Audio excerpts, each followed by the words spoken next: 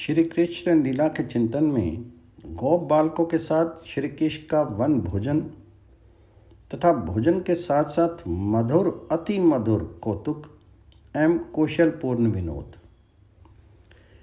गोप शिष्यों के प्रेमिल स्तवन का विराम हुआ। मानो गिरिधा देवी सचित आनंद पर ब्रह्म पुरुषोत्तम स्वयं भगवान श्री कृष्ण चंद्र के ऐश्वर्य सिंधु में एवं शिष्यों के कण कण से प्रसरित संख्य रस के निराविल चंचल प्रवाह में अवगाहन करके अपनी शक्ति भर ऐश्वर्य कण रस सीकर उलीच कर परिश्रांत हो गई। सिंधु को रस प्रवाह को सरथा सब ओर से अपरिसीम अनुभव कर इनकी था पाने की आशा छोड़ करके तट पर उठाई। इस प्रकार बालकों ने अपने कन्हैया भैया के यशोगान का उपसंहार किया। अब वहाँ बच रही केवल संख्य भाव की सहज स्निग्ध शांत धारा, जिसमें श्री कृष्ण चंद्र के अमित ऐश्वर्य का एक कण भी खप नहीं सकता। इसकी गंध भी वहाँ नहीं मिल सकती। इसलिए बालकों की भावभंगी, उनकी प्रश्नावली, प्रस्वर का उत्तर प्रत्युत्तर, ये सब भी बदल गए। एक शिशु ने पूछ ही तो लिया, अरे भैया कन्हैया, हम लोग तो खेलते खेलते अत्यंत भीषण विष की ज्वाला में भस्म हो चुके थे। बता तो सही, तुमने कैसे जला दिया? तथा सखा श्री कृष्ण चंद्र ने भी प्रश्न के अनुरूप ही उत्तर दिया। वे आश्चर्य की मुद्रा में बोले, देखो भैया, मैं विष की औषधि जानने में बड़ा ही निपुण हूँ। मेरे पास ऐसी औषधि है कि उससे सर्प चूर्ण विचूर्ण हो जाए। इसमें तो कहना ही क्या है, जो निष्प्राण हो चुके हैं वे भी उस औषधि के घ्राण मात्र से ही मधुपान का सुख अनुभव करने वाले व्यक्ति की भांति परम उल्लासपूर्ण नव जीवन प्राप्त कर लेते हैं। श्री कृष्ण चंद्र के इस उत्तर में किन किन निगूढ़ भावों का समावेश है, इसे भोले भाले शिशु क्या जाने। उनके पास क्रांतदर्शी ऋषियों का हृदय तो है नहीं कि वे अपने सखा की प्रत्येक उक्ति का गूढ़ार्थ ढूंढने जाएं। उन्हें कल्पना ही नहीं हो सकती कि अघासुर जैसे सर्प की तो बात ही क्या, संसार रूप महासर्प से डसे हुए सरथा निश्चेष्ट हुए प्राणियों के लिए भी उनके लिए कन्हैया भैया का नाम ही महाऔषध है। कृष्ण नाम की पीयूष धारा किसी प्रकार कर्ण रंध्रों में प्रविष्ट हो जाए, फिर तो संसार सर्प का विष उतरते देर नहीं लगती। मुग्धता, मोह, मायाजन्य जड़ता नष्ट होकर ही रहेगी। आत्मस्वरूप की स्मृति हो ही जाएगी। अनादि संस्मरण से मुक्ति मिल ही जाएगी। वे सरलमती बालक कभी सोच ही नहीं सकते कि ऐसे सत्य सिद्धांतों का संकेत भी उनके कन्हैया भैया के इन्हीं शब्दों में भरा है। उनके अंतःस्थल में तो निरंतर विशुद्ध संख्य भाव का अनंत पारावार विहीन सागर हिलोरे दे रहा है। उनके प्रत्येक चेष्टा की ओर से, उनके अणु अणु से इस सागर की लहरें ही निर्झर बन के झरती रहती हैं। क्षण क्षण में एक से एक सुंदर स्तोत्र बहता रहता है। कदाचित अवसर विशेष पर, जैसे अभी अभी कुछ क्षण पूर्व हो चुका है, किसी अचिंत्य प्रेरणावश उनके मानस तल में उनके सखा श्री कृष्ण चंद्र के अमित ऐश्वर्य का यत् किंचित स्फुरन हुआ भी। ऐश्वर्य भावों की बूंदें बाहर आई भी तो उनके टिकने का स्थान नहीं, क्योंकि देखते देखते ही श्री कृष्ण चंद्र की ओर उनकी दृष्टि पड़ते ही एक नवीन झोंका आया। विशुद्ध संख्य की एक अतिशय प्रबल लहर बाहर आई और उसने इन विजातीय ऐश्वर्य के भावों को न जाने कहाँ से कहाँ अत्यंत दूर फेंक दिया। इसलिए गोप शिष्यों ने तो सचमुच यही समझा कि उनके कन्हैया भैया विष की अद्भुत महाऔषधि जानते हैं। उसी के प्रभाव से अघासुर का सिर फट गया। इस भावना ने उनके रोम रोम को प्रफुल्लित कर दिया। वे सब आनंद में भर करके एक दूसरे को हृदय से लगा करके कहने लगे, अरे भैयाओ, हम लोगों ने तो ज्योतिषी की भांति तभी पहले से ही कह दिया था कि यह इसे बकासुर की तरह मार डालेगा। अस्तु अब यहाँ से आगे कालिंद नंदिनी का निर्मल प्रवाह दिखने लग जाता है। श्री कृष्णचंद्र गोवत्स एवं सखा मंडली को साथ लिए पुलिन की सीमा में आ पहुँचे हैं।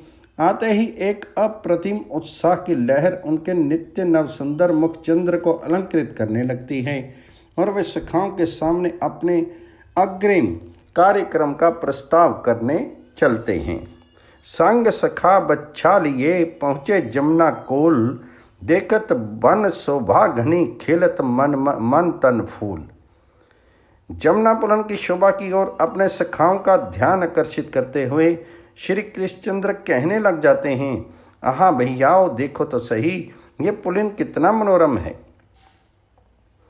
हम लोगों की स्वच्छंद क्रीड़ा की उपयुक्त सभी वस्तुएं यहाँ प्रस्तुत हैं। अरे देखो, मध्य में तो कपूर धवल बाल का राशि का आस्तरण बिछ रहा है और उधर स्थान स्थान पर वर्षावारी से परिपूर्ण जलाशय अपने वक्षस्थल को प्रस्फुटित पद्म समूहों से आच्छादित करके हंस से रहे हैं। इतना ही नहीं, देखो देखो आनंद पूरित हृदय से ये सरोवर मानो संगीत का स्वर अलाप रहे हों। सरोज कुसुमों के परिमल से सुवासित पवन का स्पर्श पाकर के राशि राशि भ्रमरावलियाँ आकृष्ट हो गई हैं, गुंजार कर रही हैं। ये अली गुंजन, ये झंकृति सरोवर की स्वर लहरी ही तो है। जलाशय के सुवास से खिंच करके आई हुई अगणित विहंगमों का दल कितने मधुर कंठ से कुंजन कर रहा है। यह भी इनका संगीत ही तो है। और फिर देखो, पुलिन को आवृत सा किए नव पत्र मंडित फल पुष्प भार से अन्मत हुई सघन तरु श्रेणी की शोभा, भ्रमर झंकार से पक्षियों के सुमधुर कलरव से प्रतिनादित ये श्रेष्ठ भद्र वृक्षावली मानो हमारा आवाहन कर रही है। नहीं नहीं, अपने गृह पर आए अतिथियों का अभिनंदन कर रही है। भैयाओ, सचमुच सभी दृष्टियों से ये पुलिन भूमि अत्यंत रमणीय है।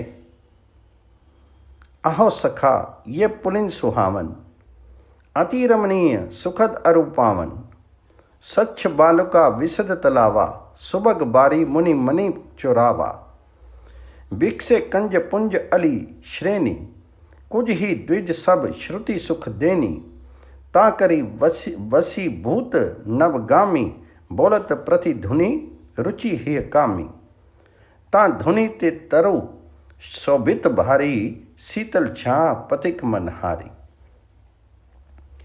कालंदी के रही है तट छरी छट नीर, कल्लोल ही की, फूली फूली महा है वह पुलिन, लसे मालती चारुनी की। दोरे दोरे भ्रमे ओ मधुप मधु रसी गुंज गुंजार साजे, सिरी सिरी चले हैं पवन परस्ती मकरंदे बिराजे, झूमड़े द्रुम अभीरे लथनी, भरे कुसुम के भार, देखो शिशु माँ मित्र हों ये बंद सुख को सार। इस प्रकार श्री कृष्णचंद्र ने मध्याह्न भोजन का प्रस्ताव रखने की भूमिका बनाई। राजभोग के सभी उपकरण यहाँ इस सरित पुलिन पर एक ही साथ प्राप्त जो हो रहे हैं।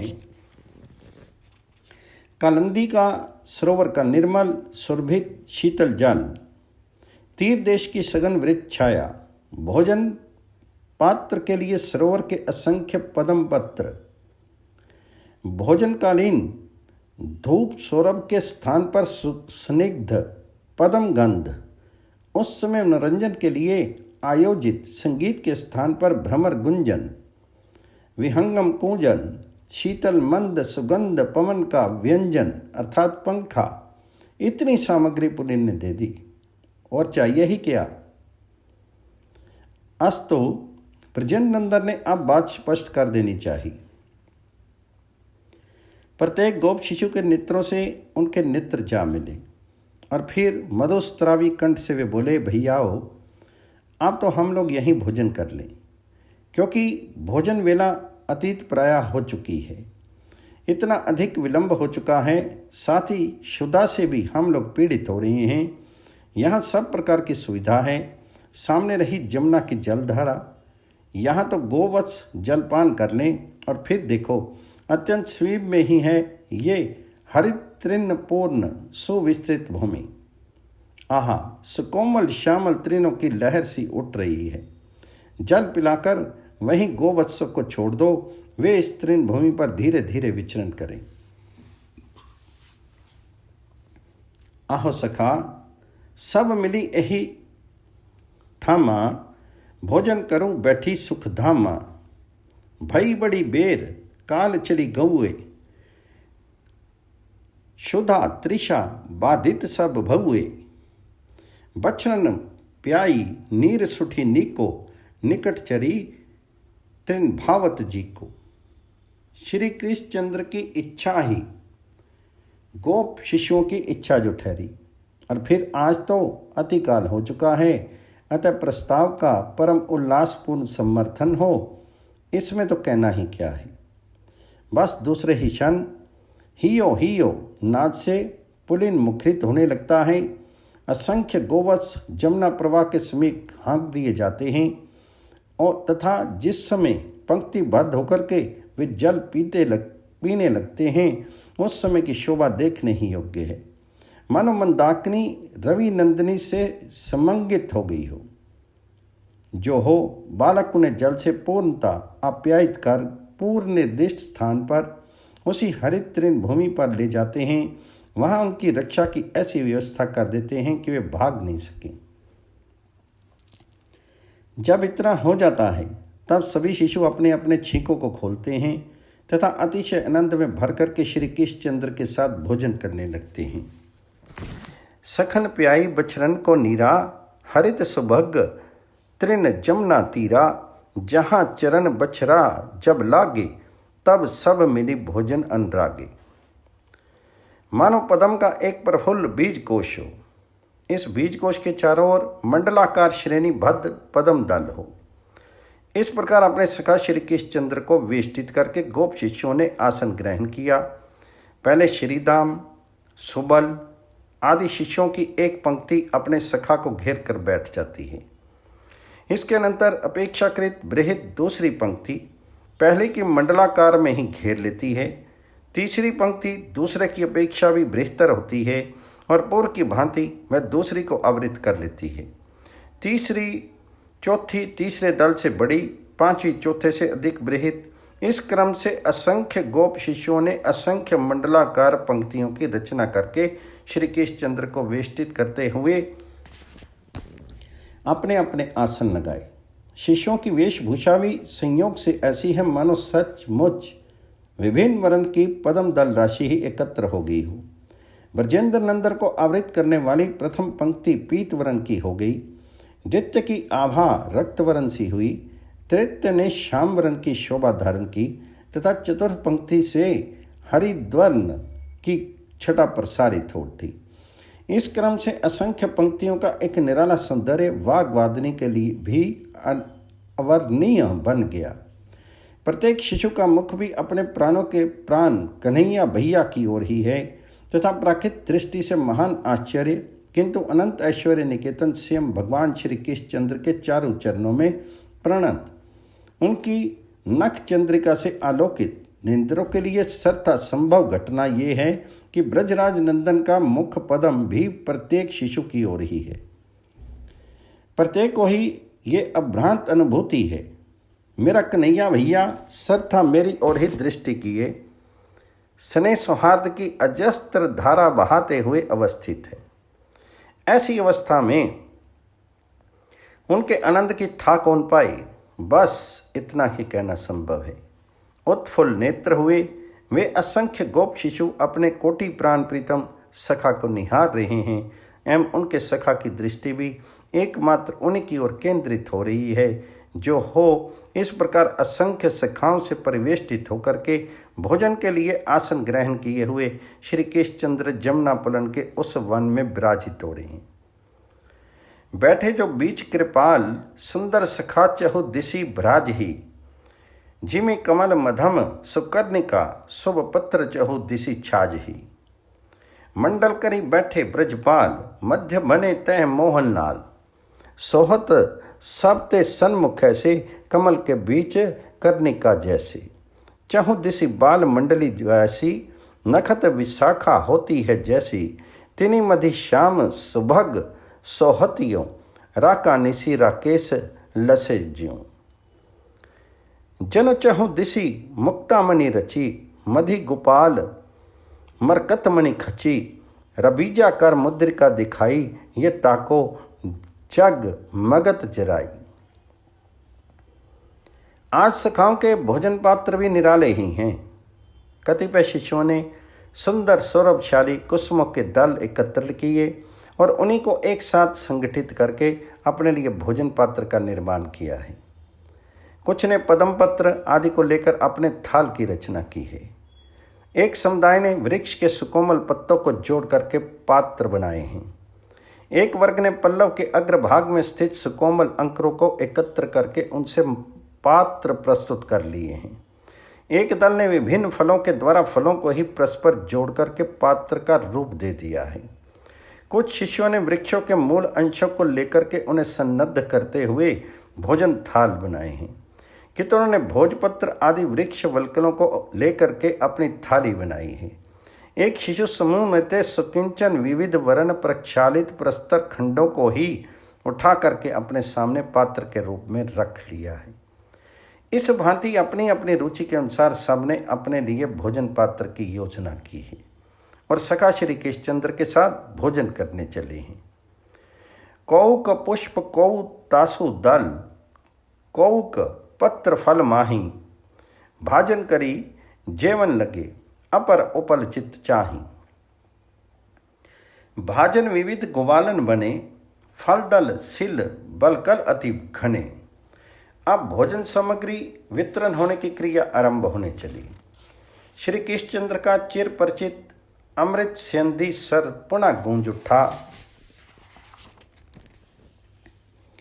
भो भो भो भो उज्ज्वल निष्का, आहो सम उज्ज्वल पदक धारण करने वाले मेरे बंधुगणों, उत्तम उत्तम खाद्य सामग्री छीकों से निकालो तो सही। बस इस शुदा पूरित आदेश, नहीं याचना की ही तो देर थी। सब ने अपनी सर्वोत्तम वस्तुएं अपने कन्हैया भैया के सामने लाके रख दी और क्षण भी नहीं लगा कन्हैया भैया के छींके की सर्वश्रेष्ठ खाद्य सामग्री प्रत्येक गोप सखा की थाली में आ गई। प्रत्येक का प्रत्यक्ष अनुभव है। कन्हैया भैया के सबसे अधिक निकट में बैठा हूँ, बिल्कुल सामने बैठा हूँ।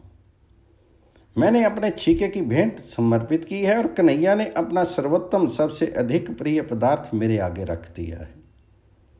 ये देखो। आहा, औरों ने भी वस्तुएं ला करके कन्हैया भैया को दी अवश्य, पर इसने होठों पर रखी सबसे प्रथम मेरी दी हुई वस्तु। इस अनिर्वचनीय सुख सिंधु में निमग्न होकर ही भोजन प्रारंभ हुआ। फिर समयोचित लहरें भी उठेंगी ही। सखाओं के साथ श्री केशचंद्र का समयोचित मधुर अति मधुर कौतुक भी चल ही पड़ा। कौन सी वस्तु किसे अच्छी लग रही है, कौन सा मिष्टान अतिशय सुस्वादु है, कौन सा अच्छा नहीं लग रहा है, इसे अपनी मुख भंगिमा से, नेत्र एवं होठों के संचालन से एक दूसरे को बता देने का खेल सर्वप्रथम हुआ। इसके नंतर आज जिसे जो वस्तु सबसे अधिक प्रिय लग रही है उसे श्री केशचंद्र के मुख में, और जो मोदक पिष्टक व्यंजन दाल आदि वस्तुएं नील सुंदर को रुचिकर स्वादिष्ट लगी, उन्हें सखाओं के होठों पर रख देने की दूसरी क्रीड़ा हुई। और फिर विनोद आरंभ हो गया। किसी ने मिष्टान के भीतर निम्ब पत्रों का चूर्ण भर के उसे ऊपर से ढक करके अन्य के मुख में रख दिया।